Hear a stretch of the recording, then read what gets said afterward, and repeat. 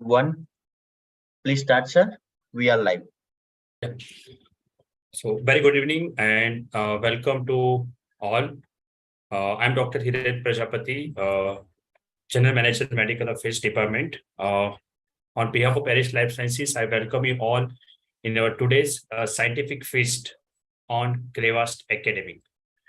This is in a sequence of 4 sessions that is on Crevast Academy, and I hope you all have had a great learning experience in the last 3 sessions of Crevast Academy.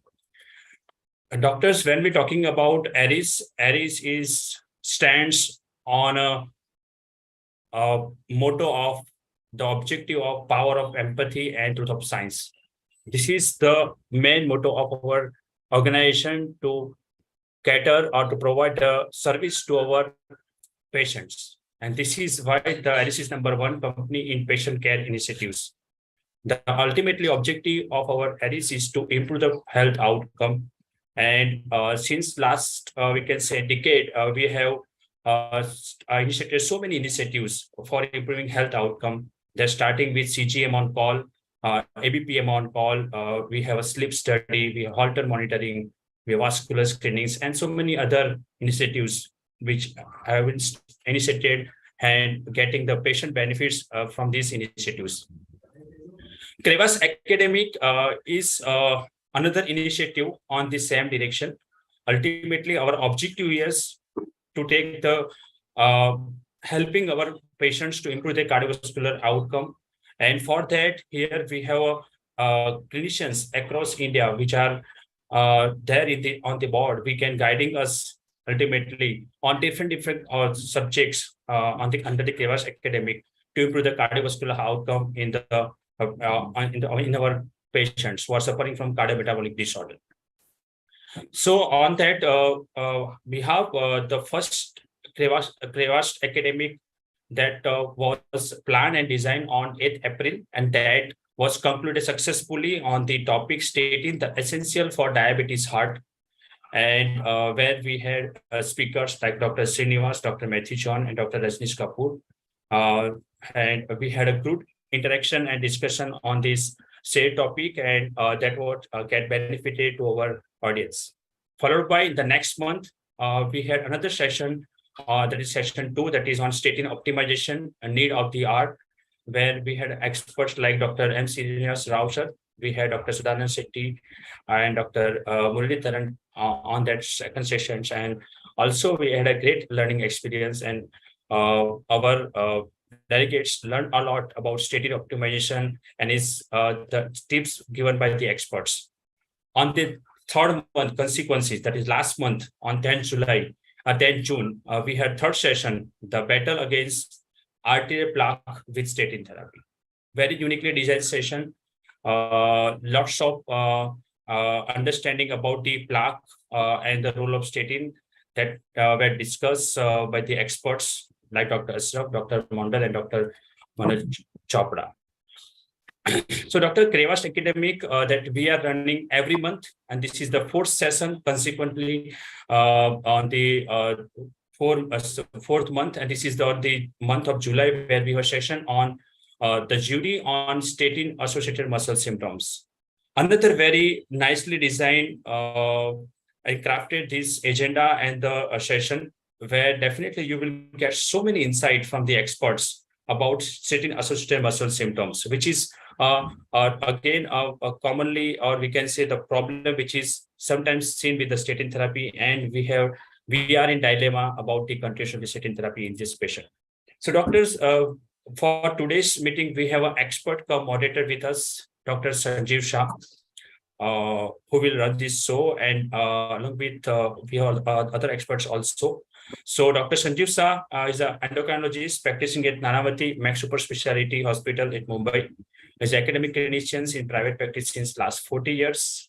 He's a clinical pharmacologist at KM hospitals for the 5 years, and the researcher in global trials in diabetes since last 20 years. He has 50 original research papers and 20 book chapters in various national and international journal and the book chapters. So with this short introduction, I would like to hand over this virtual dials to Dr. Sanjeev Shah for further proceeding on statin-associated muscle symptoms. Over to you, Dr. Sanjeev Shah.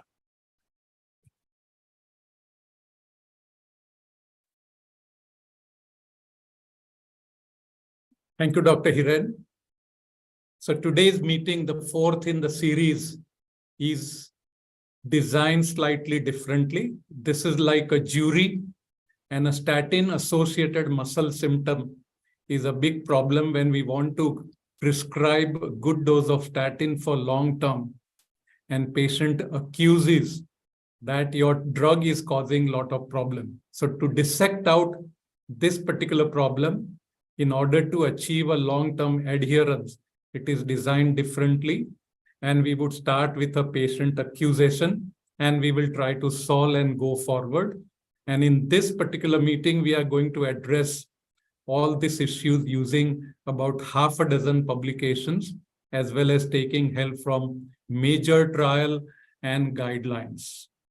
So the first accusation by a patient, Mr. DPM.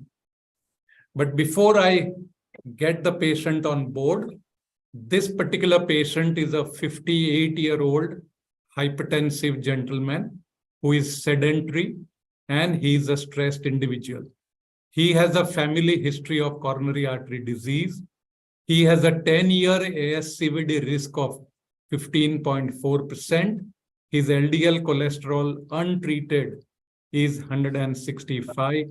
His vitamin D level is low, and he does not have hypothyroidism. So let's hear from patient what he has to say. He was prescribed statin and what he accuses.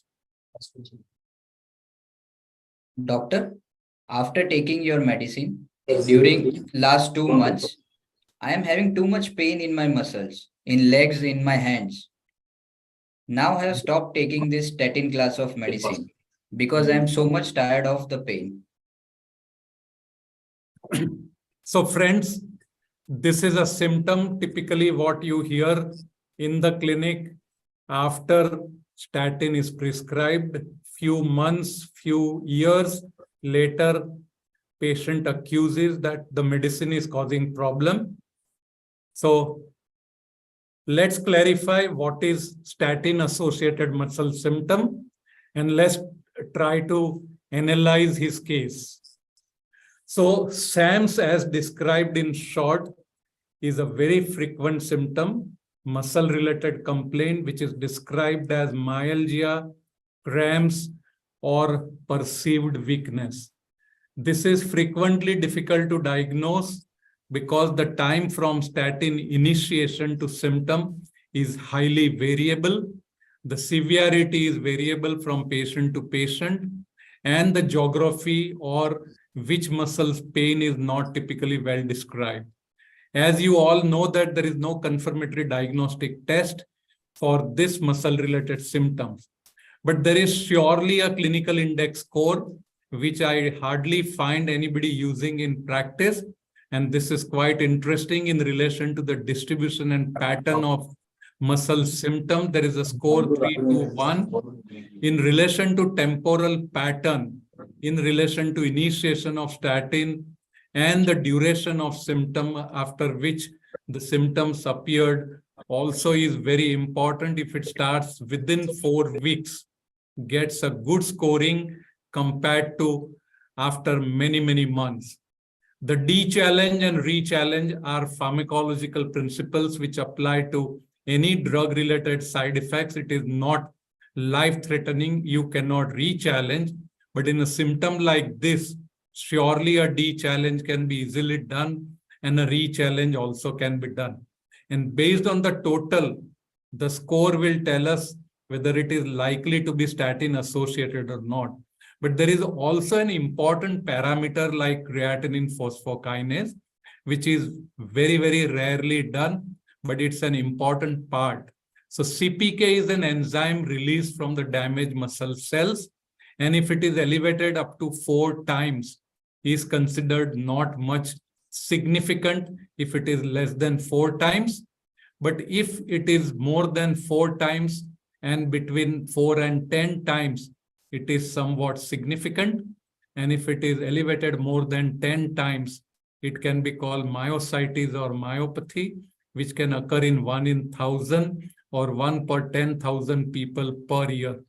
This is extremely important parameter, especially when patient is a high-risk individual. You want to continue statin and you want to monitor the symptom and prove or disprove what is causing muscle-associated symptom. CPK would be an important parameter. And this would be highlighted by our another expert. Before we go on to that, let's have a look at what do we mean by statin-induced rhabdomyolysis. Here, this is diagnosed as typically CPK level more than 10 times the upper limit of normal, with evidence of renal compromise and without any other cause for muscle injury. The incidence of statin-related rhabdomyolysis is estimated to be 2 cases per 10,000 person years, and this is significantly a rare situation, but it can occur, and the incidence varies from 0.3 cases for lovastatin to as high as 8 for serivastatin. Some of you might recall the senior practitioner that serivastatin was a very, very potent statin launched by Bayer and was withdrawn in a short period of time. Now, there are also certain important parameters. Vitamin D deficiency is extremely common. On the right top table picked up from an article clearly says that muscle pain, muscle ache, and muscle weakness are common symptoms with vitamin D deficiency, and that is quite prevalent. Huge number of people in our population have D deficiency, and in patients with CV disease and a statin requirement, we should identify and treat vitamin D deficiency prior to initiation of statin or along with initiation of statin.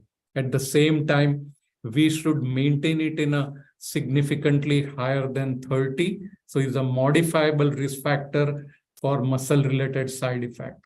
Another important point is on hypothyroidism, which is associated with neuromuscular symptoms in more than 70%, weakness in 30%, neuropathy, carpal tunnel. But with thyroid disorder, CPK is not elevated. You may be aware that hypothyroid or hyperthyroid myopathy is well described in textbook. Finally, the factors which increase the risk of statin-induced myopathy are listed here. Elderly people, renal disease, hepatic disease, malignancy, associated trauma, surgery, viral infection, a combination therapy of a statin with fibrate, and a presence of other drug like cytochrome P450 inhibitors. All these situations may increase the risk for SAMs, and they should be looked into. With this, I end my presentation of clarification and case analysis that patient was vitamin D deficiency. So the point here is for our two experts, Dr. Uday Jadhav today and Dr. Purnanand, both cardiologists, Dr. Jadhav from Mumbai and Dr. Purnanand from Vijayawada. What do you think are the SAMs real? First, your comment on this particular patient, DPM, followed by large majority of the patients who present in our clinic. So Dr. Jadhav first, followed by Dr. Purnanand. Right, thank you. I think you have well summarized what's happening with SAMs. So this is not either infrequent or, what do we say, a rare thing. Only thing is, it's not of a great concern. Now, if you purely look at the patient's profile, he is a high-risk patient for a coronary artery disease, given a 58 age year, which cannot be considered really a elderly or a mature age beyond that. And that he also has a strong family history. So all the more it's absolutely indicated. I mean, we have to give him statins. Now, there are ways of dealing with it, and you have mentioned some of the other aspects that has to be highlighted. figured out whether that's a part of the diagnosis. And then, well, as the discussion goes forward, we'll see how we have to assure the patient and treat him while statins is on. But having said that, I think attention should be paid to what the patient has said. That's my comment. Thank you. Thank you, Dr. Jadhav. A short and quick comment from Dr. Purnanand on this particular patient. We are going to discuss SAMS in subsequent few presentation. Basically, the statin-associated muscle symptoms are more common in people who are reasonably educated, who go through Google for all the side effects related to statins, and many a times they may not be very significant, and many a times they are not being corroborated with the lab data also. So most of the patients do complain about muscle weakness, muscle pains, and body pains in general.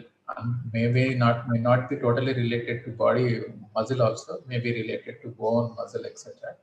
Many a times reassurance or changing the statin, rosuvastatin to atorvastatin or some other statin, depending upon the patient's assurance and the patient's educative standards. We can reassure them and give them the medication required, and tell them the importance of the prevention of coronary artery disease is the most important aspect, and these small side effects are part of the treatment that has to be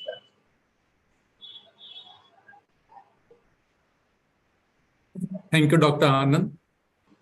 With this, let's take our learning and discussion further on SAMS.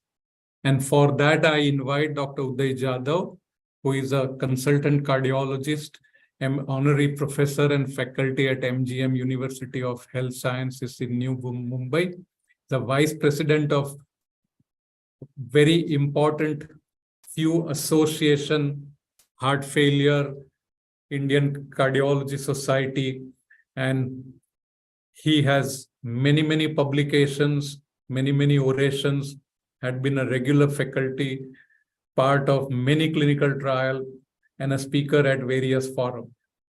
So Dr. Jadhav will try to highlight meta-analysis and what clinical trial has to tell us about the SAMS. People believe different and what the trial tell us. Dr. Jadhav, please. Just in case the screen is okay. Just yes, yeah, okay. So, well, I'll just highlight one of the important meta-analysis that came up after long discussion as to whether SAMS is truly an entity or it's not an entity, and how important its intensity is in terms of day-to-day clinical practice. So the paper came from Lancet a year back. And I will also say that there is another paper in the European Heart Journal echoing the same sort of understanding that, let's say, if you look at these trials, just trying to put everything together on a meta-analysis basis of considerable number of patients. I mean, there are more than 123,000 patients followed up for more than 4 years. And there have been 4 randomized controlled trials. So that's also important, not just observational studies. And the myopathy was approximately 1 extra per 10,000 person years. And not many of those symptoms were really attributed to it. Now, here is one of those slides trying to explain what's going on here in terms of the events of statin versus placebo. If you look at any of them, just symptoms, muscle pains, limb pains, musculoskeletal pain, or a muscle cramp, any muscle pain for that matter, the placebo and statin just matched 27, 26.6. So the relative increase, truly speaking, is statistically insignificant at 3%. That's the conclusion we have from this. And the relative risk, as you can note it, for all this is including the limb pain, is just 1. So the difference of the muscle adverse events at 1 year in the more maroon orangish graph versus the greenish blue graphs it's very comparative. There is just really nothing to talk about. They are almost falling in the same lines. Now, you may have a little more muscle fatigue, and that's expected as the statin dose goes higher. But by and large, it just doesn't make a difference. As you can see, statins and then placebo down, very, very matching graphs, very matching graphs. So at 1 year, it made no difference. It's simply the same. So the belief was, and three different sort of, papers, one in Lancet, one from the European Heart Journal, and then the American College reviewed the data independently for themselves. They all said, well, 90 to 92% of the patients, statin is not the cause of muscle symptoms. And there could be different reasons. Now, that's very vital, that you may want to identify different reasons. If they are there, just treat or eliminate them.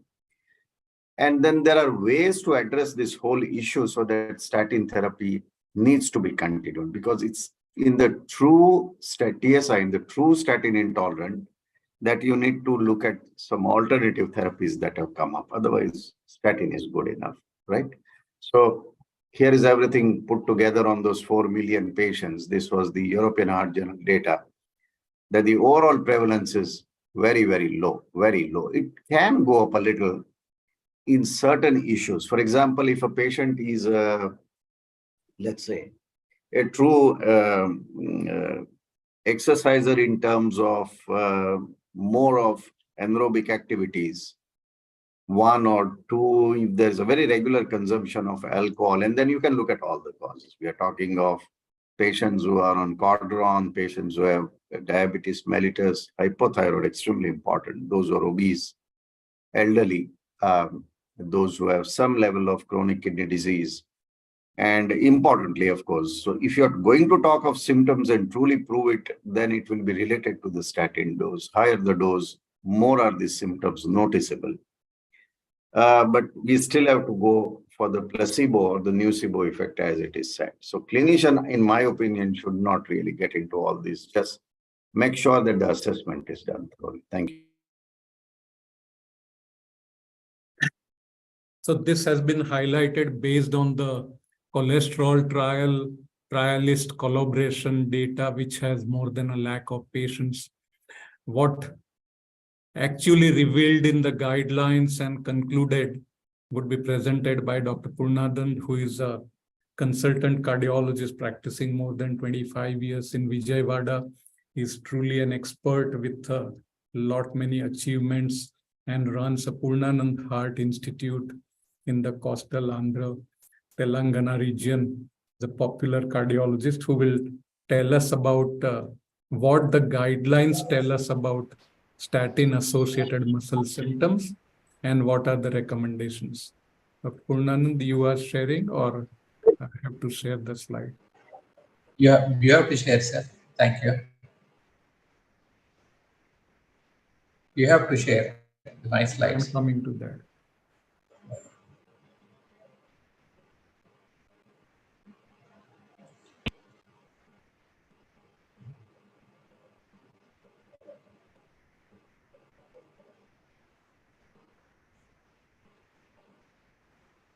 So coming to the guidelines related to statin-associated muscle symptoms, both American and European guidelines mainly focus on corroborating the evidence with the creatine kinase, which indicates the muscle injury and also muscle inflammation.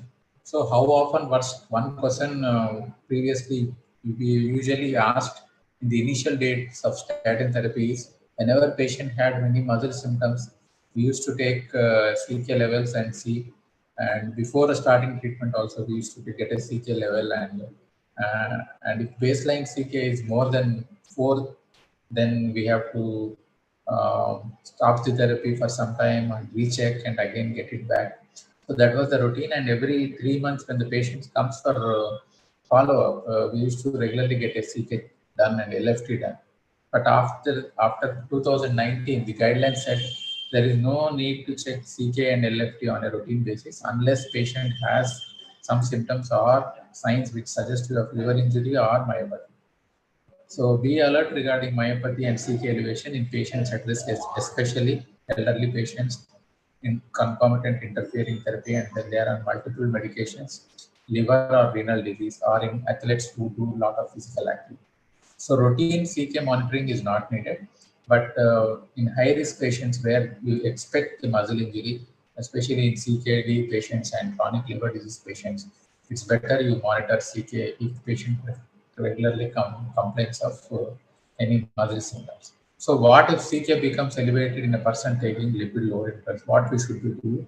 If it is more than 4 times the normal upper limit, if it is more than 10, immediately stop treatment, check renal function, and monitor CK for every 2 weeks, because acute muscle injury can lead to acute renal failure and attendant complications. You have to be wary of these complications, which sometimes may be life-threatening also. If it is less than 10%, 10 times the upper limit of normal, no symptoms, you can continue lipid lowering therapy, but reduce the dose and monitor CK between 2 and 6 weeks. And if CK is less than 10 times, and if symptoms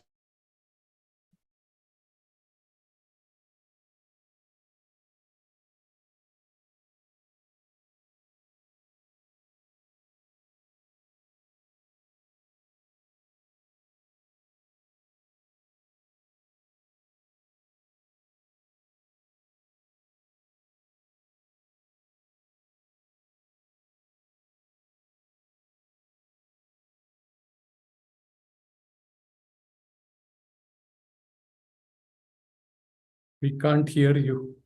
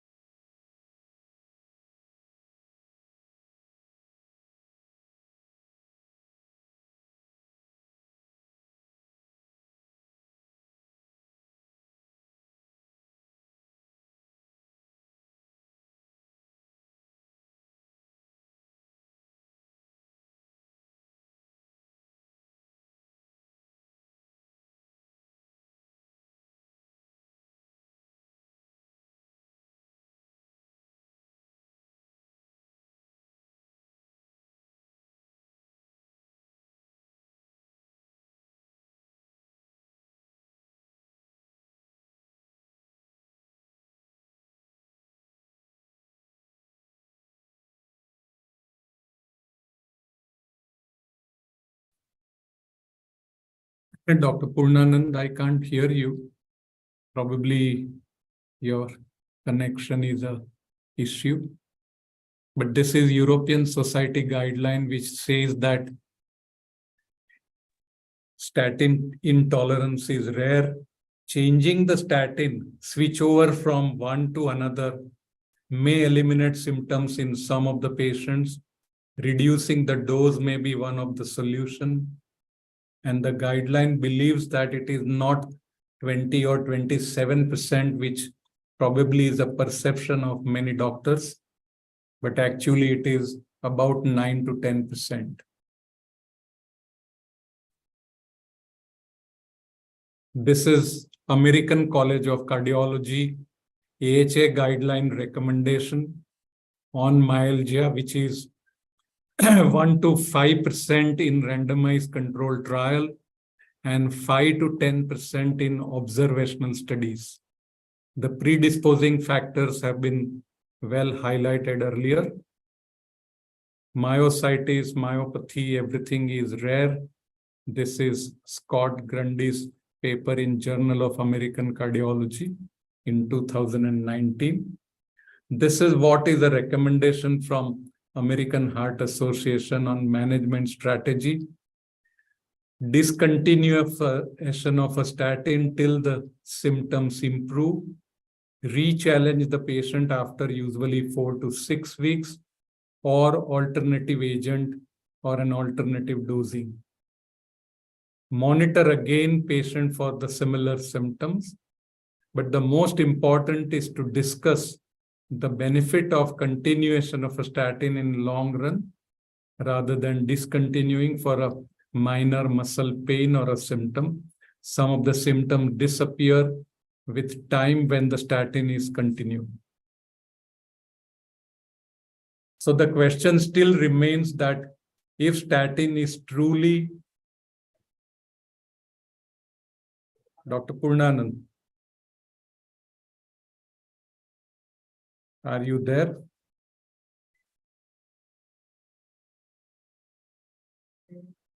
If physicians is very, very sure taking care of all these factors of de-challenge and re-challenge, then we have to consider a non-statin therapy like ezetimibe, bempedoic acid, or in truly high LDL and high risk situation, PCSK9 inhibitor may be considered. So this is an algorithm.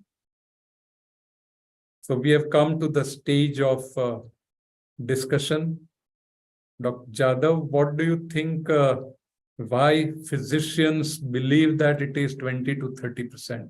Though patients feel that it is more than 50% of the patients develop statin-associated SAMs, but even physician community feels that it is 20%.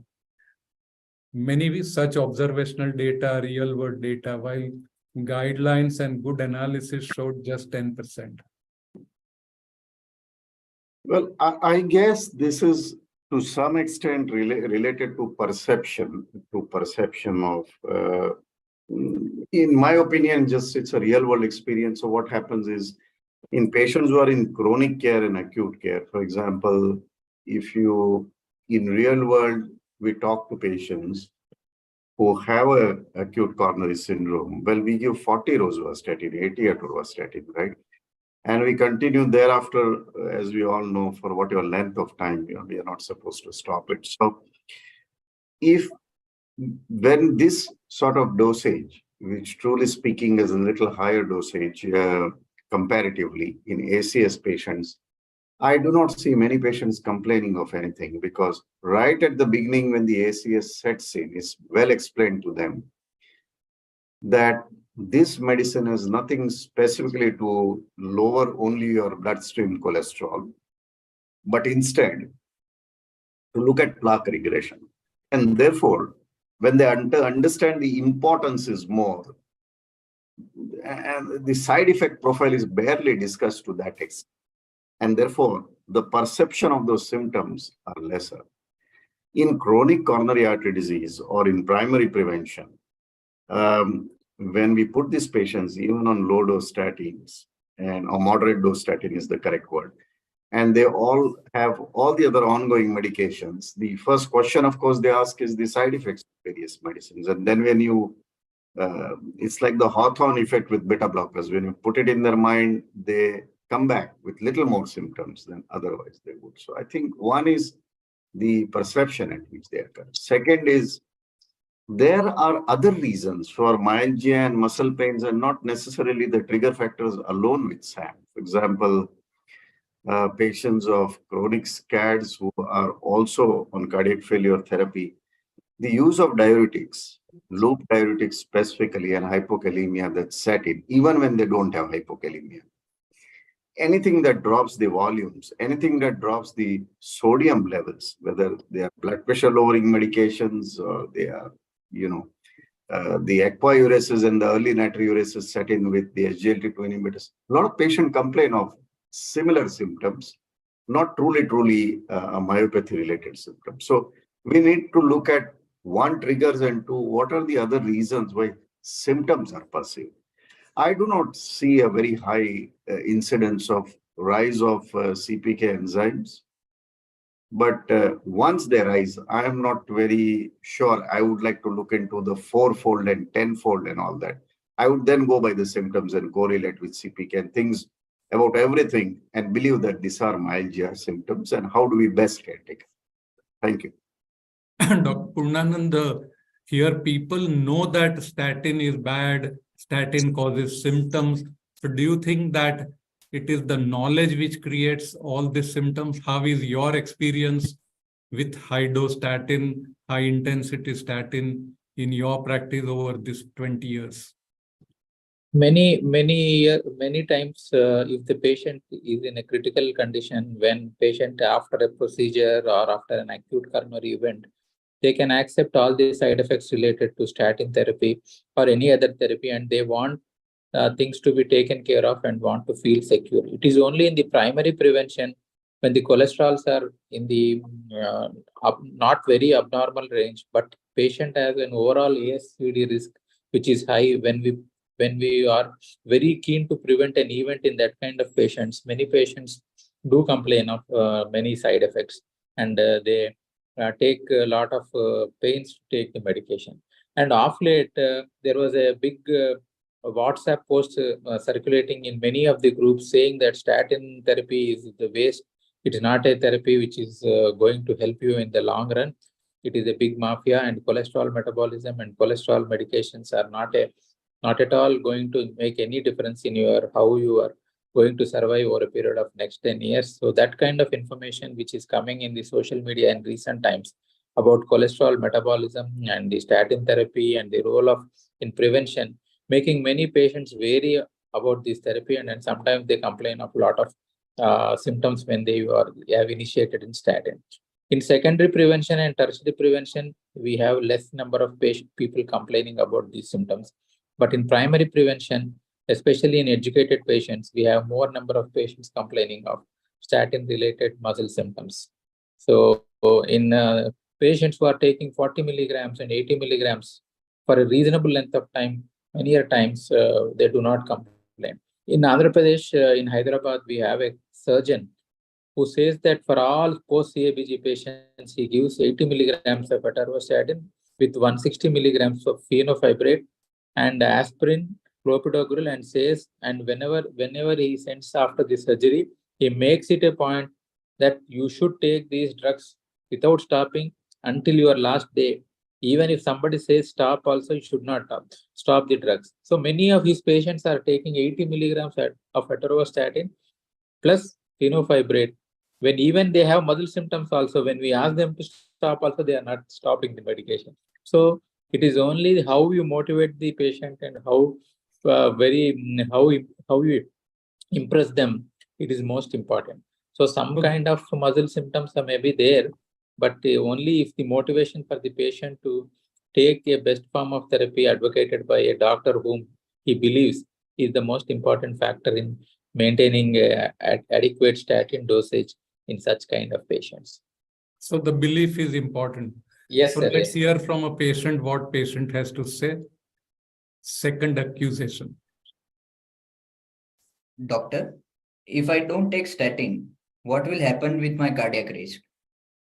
My friends and some search on social media and Google suggest it's okay to discontinue statin. So should I discontinue statin? So this is typically, as Dr. Purnanand said, that everybody is well versed with Dr. Google and they believe whatever is printed on social media. So to examine this issue, let's examine 3 papers very quickly. So I would like to highlight gaps in patient education. This is an internet-based survey in 10,138 patients. There are current users of statin, close to 9,000. And there are 1,220 patients who have taken statin but discontinued. So this survey from these people, exactly what happened, this understanding, and this survey was done to assess the attitude, belief, practices, and behavior of both statin user, past and current. And these are the people who had high cholesterol at diagnosis. They were identified and they were prescribed statin. Now, 63% of current users and 45% of former users were using generic medicine, and half of the people remembered that their cholesterol was more than 240 at the time of diagnosis and initiation. If we look at their current total cholesterol level is significantly different user has just 173, while those who have discontinued, it is 222. So this paper said that awareness, that these are the people who have elevated risk. They are not aware of elevated risk. The inconvenience was more with former users compared to current users. The cost was also an issue in 21% of patients. And people did not give so much importance to the future prevention of cardiovascular disease. If you look at the reasons for switchover or stopping the statin, side effect was very, very important in former users. 65% discontinued due to side effects, while patients who switched over was also due to the cost reason. Large majority switched over from one statin to another statin because that was cheaper. Now, muscle-related side effects in this particular survey was reported by 29% of participants, 25% of current users, and 60% of former users. So this is what patients believe. But 1/3 of the patients discontinued because of muscle-related side effects without talking to their doctor. So as Dr. Purnanand highlighted, this was not well discussed by the physicians, and the survey gave an insight that physician and patient really did not discuss about the need for long-term use of a statin or any possible side effect. So these are certain important points. And so Dr. Purnanand wants to make a comment. Yes, sir. Yes, sir. That's what. Basically, the importance, the patient has to realize the importance of the therapy. Many a times they think that it is for cholesterol reduction only. They are not aware of the benefits of prevention, the endothelial dysfunction and such kind of things, and the decrease in the cardiovascular events and recurrence of events. So whenever we start the statin therapy, we should make it a point to tell them that it is not only a cholesterol reducing medication. It is a drug which will prevent recurrent events and make the stent or this bypass surgery last longer than what it is expected time. So it improves your quality of life and probably some quantity of life also. That makes them to probably take medication. Many of them think that it is the cholesterol reduction which is the statins are given. And once they feel that the cholesterol levels are within normal limits, they think they can reduce the dose, stop the medication, and or do away with medication or do away with the doctor itself if they want to avoid statin therapy. And many of the physicians are in the primary physician group also feel that 5 milligrams of statin is enough for the patient or 10 milligrams of statin is enough for the patient. They don't realize the importance of high intensity statin therapy, especially after a major cardiovascular event. And many of the specialists other than cardiologists, like neurologists and nephrologists, also believe that high-dose statin therapy is fought with complications and muscle pains and muscle myopathy-like symptoms. So education at all levels, both for the patient and also for the primary level physician is important to making them realize that statin therapy in adequate doses, especially based upon the ASVD risk and patient profile, is important in making the patient realize the importance of the therapy in prevention of the cardiovascular disease in general. Thank you, Dr. Purnanand. So let's hear that what the patient said, that if statin is discontinued, what would happen? So Dr. Jadhav, may I show you the slides?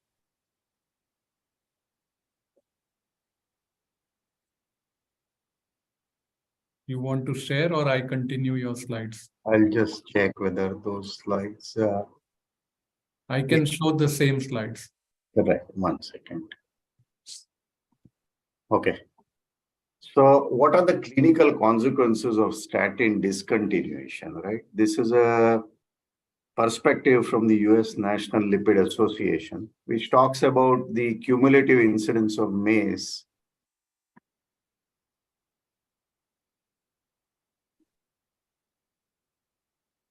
This is your first slide. Yeah, I said about that. So, okay, this is the cumulative incidence of MACE after statin discontinuation. So that goes up, as you can clearly see. Once statins are discontinued, the cumulative incidence and the composite primary endpoints will go up over a period of time significantly. And that time could be anywhere ranging from 1.22 to 5.6. Please change the slides quickly.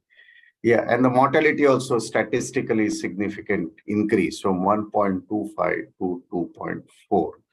So like it happens in all cardiovascular medicine these days, whether you are talking about heart failure medicines or coronary artery disease medicines, it becomes very relevant that discontinuation of the medicines is certainly going to increase the incidence of cardiovascular events as well as the primary composite endpoints as shown in this. Next slide, please.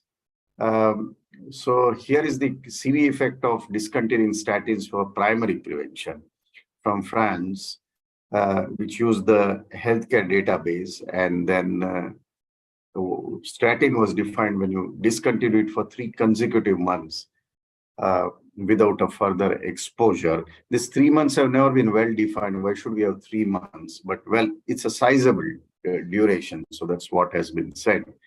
But in the heart failure segment, you have just 1 month of discontinuation giving rise to events. So I think even this 3 months is not a great time for patients who do require it. And there was a 33% increased risk of CV events requiring a hospitalization over a period of time. This is a substantially large number of patients getting back with the event. Next slide, please.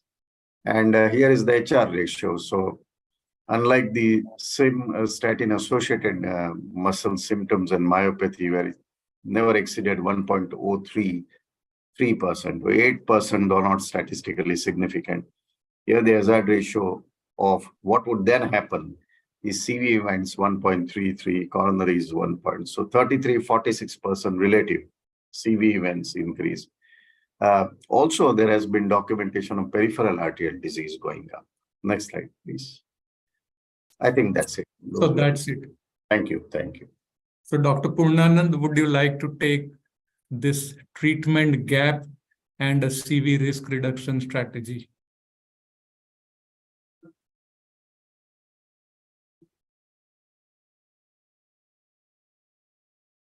So this is a paper published in relation to health survey in UK and a national health survey in United States. The patients who do not have evidence of cardiovascular disease, those were excluded, but those who had a moderately high risk and a very high risk were included and being followed up. They were looked at. Dr. Purnanand, would you like to see the number? Would you like to comment? 27 million US patients were categorized in a moderate risk, while 10.6 million people were in the high risk. In England, 4.66 millions were categorized as moderate risk, and 3.16 millions were into high risk category. And this is how are the findings in relation to if they were not treated or they would have been treated with a statin, as you can see here. If they were treated, 20 million people, 616,000 CV events could have been prevented in USA. Number needed to treat is just 33 to prevent 1 cardiovascular event. This is for high risk group. This is for moderate group. As the risk increases, you can see that number needed to treat is only 14. Dr. Purnanand, your comment here? Yes, sir.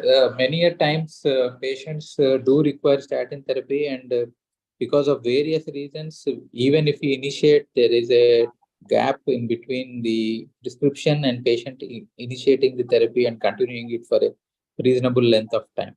In a country like United States only, if the treatment gap is so wide, we can expect that in a country like India, we have a huge treatment gap.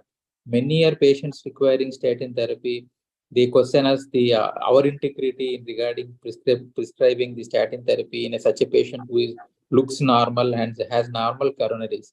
Recently, we have a patient who had a very bad endovascular endothelial dysfunction, ectatic coronaries, recurrent coronary events, and in spite of our telling him many number of times, he fails to take the statin therapy and always lands up in acute coronary syndrome and does not take aspirin or statin, feels that they are not needed as his coronaries are normal. So making him realize the importance in such kind of situations that the statin is the best way forward, but still there is a lot of treatment gap in initiating treatment and also patient continuing the treatment. Patient realizing the importance of the treatment is also one of the big gaps which we have to try to close it with all our efforts in explaining the patient regarding the benefits of the treatment. So this is similar finding in England with the kind of number 128,000 CV events could have been prevented if those moderate in risk people were treated. NNT is 28. If high risk patients would have been treated, it would have been 14. So a huge number of those who need statin are not receiving. And this was the conclusion of this study, that expanding the use of statin in non-users will reduce the future CV events. High-risk adults would benefit much more. So with this, we have a last question for our expert, that there is the biggest influence today is the social media. On the other side, Dr. Jadhav, the real experts like us are very busy. Medical writers are not writing. It's so difficult to get a good, proper scientific article getting published, which is not a campaign kind of a thing, but truly an educational. By and large, the media and the newspaper and all do not publish regular series on health, but this is an important subject. So your comment, Dr. Jadhav, and then Dr. Purnanand. Right. My quick comment on this is, I've been saying this for years, there is a complete disconnect between the medical science or the medical field or experts, if we may say so, and the community at large. The community at large have absolutely no concepts on the lipid metabolism at all. They don't even know where the cholesterol gets generated from. And therefore, there is no way in which you can convince them that the lipid in the serum has anything to do with the established circulatory events. Unless the media or whoever takes forward this campaign, we don't need any more publication for medical experts. I think we all know that beyond the slightest doubt now. So what is really required is educating the patient, not about the cholesterol levels, this and that, and statins, but the whole concept of where this whole thing is getting generated and why is this important. And then we can talk about values and removing the laboratory ranges and then coming down to a very firm thing, right? So let's say I don't see anybody stopping antiplatelets post-PCI after putting in a stent. We just tell them the day we put a stent and the day they go home, we tell them this is disaster. You stop your drop dead if the stent gets closed. You see the same concept, but not to that heightened level. On lipids may probably help this understanding of the community better. Then all gets better. I don't think we need any more paper on SAM or highlighting anything. I think to the medical faculty, everything is. Thank you. And Dr. Purnanand, last comment. That's what, sir. We try to, I try to do a lot of public education programs regarding prevention of the cardiac disease along with lifestyle management. I really focus on them, or I ask one of our colleagues to focus on them. That statin is one of the most important drug, which is irrespective of cholesterol levels, is an important drug which can prevent cardiovascular disease in general. People are willing to take aspirin even without prescription, even without anything, thinking that aspirin is a very wonder drug which can prevent cardiovascular disease. But the same level of confidence has not been generated on the statins and anti-cholesterol lipid lowering medication. So the more education and more clearing the doubts regarding the therapy and the benefits of therapy in the long run, and the making the side effects look very trivial and it occurs in very less number of patients when who are on statin therapy, especially if they are on moderate intensity statin therapy. We have to make them realize this therapy is going to make a lot of difference in how they live their next lives, and making even the physicians, primary physicians, also to impress on themselves taking statin therapy if they are diabetic or hypertensive, have a coronary artery disease profile which is more than 10%. So making our physicians, friends, and primary care general practitioners realize the importance, and making them realize and asking them to take medication over a long term will make a good effort in making the statin therapy more acceptable in the general population. Thank you, Dr. Purnanand. So we have 1,000+ listeners, and I think message from all our experts that they need to spend little time with the patient when statin is prescribed or statin is being discussed. As Dr. Purnanand highlighted, that even though the level is achieved as LDL 70 or 50, doesn't mean we have to reduce the dose. Rather, continuation of high statin and 50% LDL reduction is very, very important rather than anything like normal. Normal looking LDL also requires to be reduced in patients with coronary artery disease. With this, we have come to an end of the session. Dr. Jadhav, if you have any final message for 1,000 physicians who are listening. No, thank you. I think you well summarized it. I think we have everything. So with this, I stop sharing and I hand over to Aries team. And thank you, friends. Thank you, doctors from all over the country for joining on an important issue. In the previous session, we highlighted some of the side effects with high intensity statin. One of the subject which was touched at that time, we tried to clarify an idea regarding any brain-related, dementia-related side effect or liver-related side effect. All those doubts were clarified in the past. We kept muscle-related symptoms pending. And so this time we have taken up SAMS as an independent issue. And based on the SAMS, if patients are not treated, would result into significant harm. A huge number of patients discontinue statin and remain with high cardiovascular risk. So we have to check that on every patient who are prescribed statin and are at high risk. With these words, if Dr. Purnanand, if you have a final comment for our 1,000 physician listeners. Yes, sir. That is the basic idea. We insist on therapy of statin and make them realize the importance of statin therapy in the long run, and make them be aware of the side effect profile, and reassure them if they have side effects, reassess for the muscle myopathy symptoms if they are severe, and look at the alternative therapies if the patient is really troubled by muscle symptoms. So that is the message, sir, for this.